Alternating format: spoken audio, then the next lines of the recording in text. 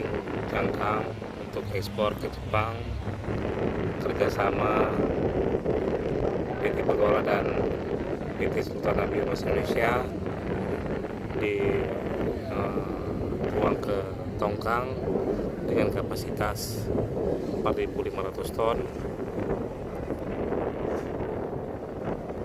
Ya, ada 2 tongkang, satu lainnya lagi masih dalam perjalanan menuju pelabuhan Kuala Langsa. Semoga kegiatan ekspor ini bisa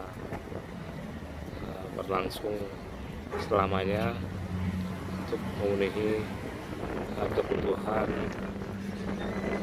buyer dan kepentingan realisasi ekonomi di Kota Langsa, Aceh, dan Indonesia.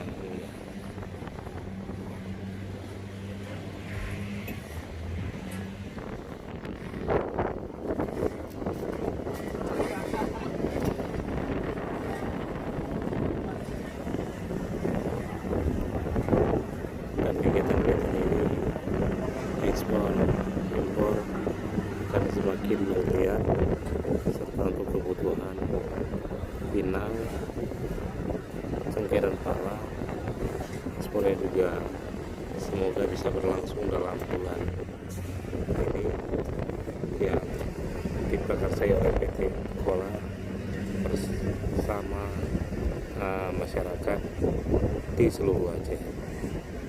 Terima kasih. Assalamualaikum warahmatullahi wabarakatuh.